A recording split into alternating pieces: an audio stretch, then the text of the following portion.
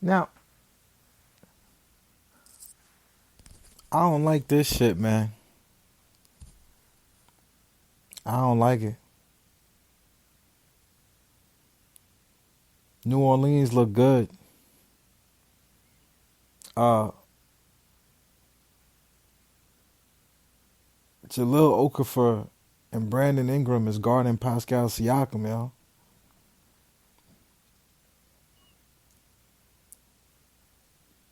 Brooklyn Nets fans, we have a problem.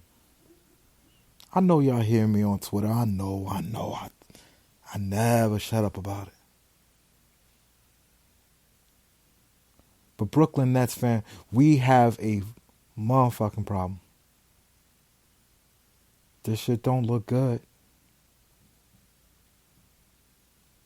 The New Orleans Pelicans is probably not going to win this game. It's the Toronto Raptors are they're just too professional of a team. But I'm watching Jalil Okafor, Brandon Ingram pound the ball inside. What am I seeing? Right? Like what? Look at what is happening. 109, 103, New Orleans over our defending champion. Those are some gaudy ass rings. That's what I want. Some really big rings. Because I got a really big team. And we need some. New York City, we need some really big rings. Yeah, I'm not mad at Toronto. They may never win a championship again. I vote for a 3-finger ring. Go all the way, Brooklyn. Go 86, Brooklyn. 3-finger ring. That say ski. Nah. I want a chip. I want to win, Nets fans. Can we win a championship with Taurean Prince as our power forward? Okay, I know what y'all gonna say. I know. Kevin Durant is our power forward. He is a top 10 player in the hell's fucking yeah. Kevin Durant is a top 10 of all time player. I want to see him break Kareem's scoring record in a Nets uniform, bouncing on one foot, turnaround jumpers. When Kevin Durant goes into his shit, it's incredible. I mean, like he does things that's like off the dribble, hezzy, catch it in the post, pick and pop, like shoot from 3. I remember arguing with Knicks fans, who's the better scorer? Melo's the better scorer, of course, because, you see him in the post. It's just, Kevin Durant is basically 7 foot with shoes on. His arms, his reach is sick. For that human being to be that coordinated to shoot jumpers, it's incredible. But saying that about Kevin Durant, there's no goddamn way I want Kevin Durant banging in the post with Jalil Okafor. I don't want him to get caught in a switch onto Embiid. That's not what you use Kevin Durant for. Brooklyn Nets fan, our coach and GM is sacred to me. When it looked like Prokhorov might hire Colangelo and the papers were saying for the mess that the Nets are in, they can't take any chances. Colangelo is experienced, and he did. Jerry Colangelo, the Colangelo family would have ruined the Nets. We dodged the bullet. I fought that fight on Twitter, and I don't care what I'm positive with my good brain that nobody in the Nets organization knew that we had polls, and I was screaming at the top of my lungs on Twitter about these polls, and I was like, the only person the Nets should hire is Sean Marks. And when he was hired, I said the only person. Well, I'm lying because I wanted Budenholzer. Budenholzer is a no-joke coach, and at the same time, I also wanted Dave Yeager, another good coach. But when they weren't available, I was like, Kenny Atkinson. He's our man. If he can't do it, no one can. People were talking about some crazy names, some crazy retread coaches, but we did the right thing. We hired Kenny Atkinson, and it's been wonderful. I wanted a basketball organization that would run their team like they were the NASA, like they had a space program for developing our basketball players. They did better than that. They went out and got a Navy SEAL to train these boys. The Nets are not playing games, right? The Nets are a model organization. That's why Kevin Durant was coming here. Kevin Durant was thinking of like the recruiting of Kevin Durant started 2 years ago. Okay? Don't let Sean Marks lie to you. Don't let the media lie to you. Don't let nobody lie to you.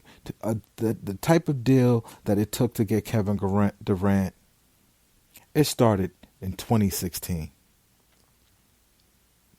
when they hired Adam Harrington. When they moved,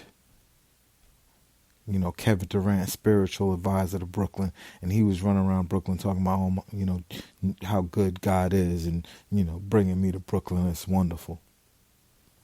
Okay? Let them lie to you and tell you, oh, he just woke up that morning and felt the whim and was boom.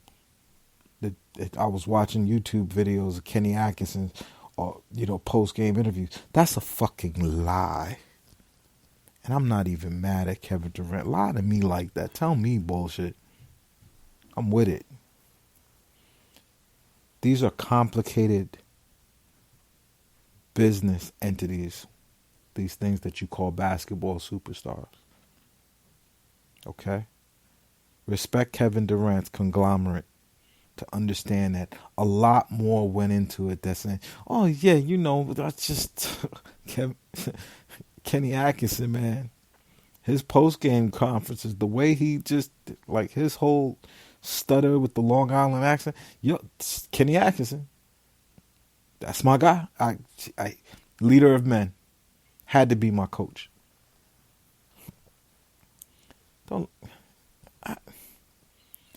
I understand why Kevin got a lie. We got some silly NBA. But listen, Sean Marks did the greatest thing in Nets history. He bought the second best player of this generation. The man who could actually lead them to a championship. And that man is not going to be banging in the post with John Collins. Okay?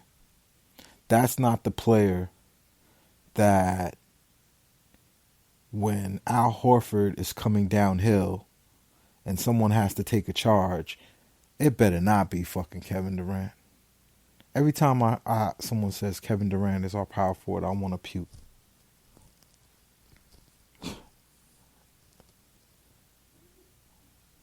I want Kevin Durant to play small forward to the day he dies. Okay? I want Kevin Durant to just expose and mutilate NBA wings. I don't want Kevin Durant to be guarded by Serge Ibaka. I don't care if they say they play the same position and it's power forward. Kevin Durant and Serge Ibaka are not even the same species. And anybody who tells me the game plan in this current NBA, the best idea is to put Kevin Durant at power forward, I'm going to have to say no. Yo, the Raptors got a small forward named OG Anunoby. He looked like he's part middle linebacker, part Yorkshire Terrier with dreads.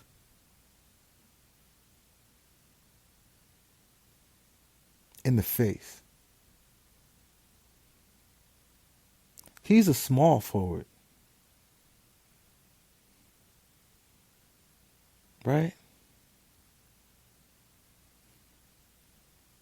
Like, I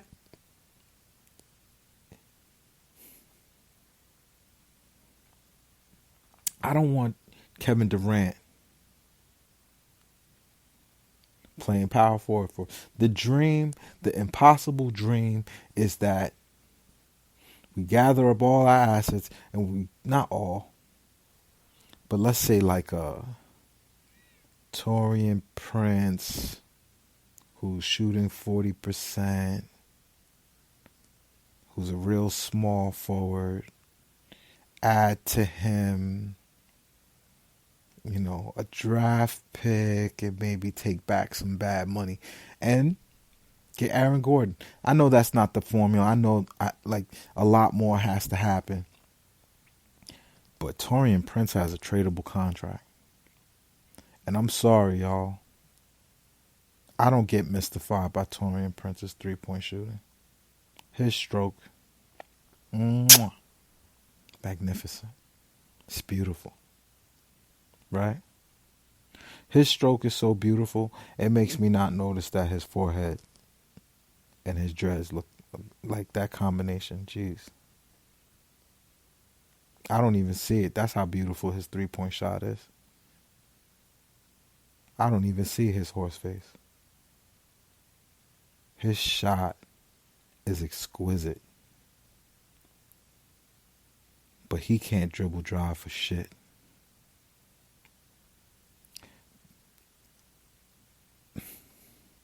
He needs to be able to take people off the dribble because they are going to sell out to stop him from shooting from three.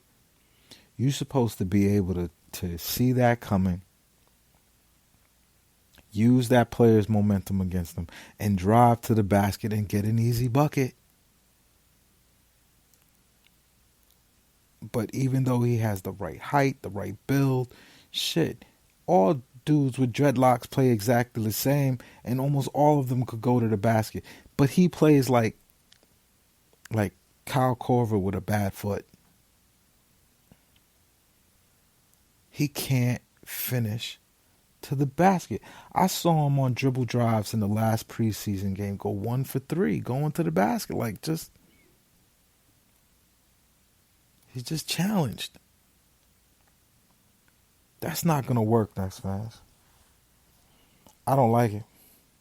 Let's keep talking about it. Take a quick break.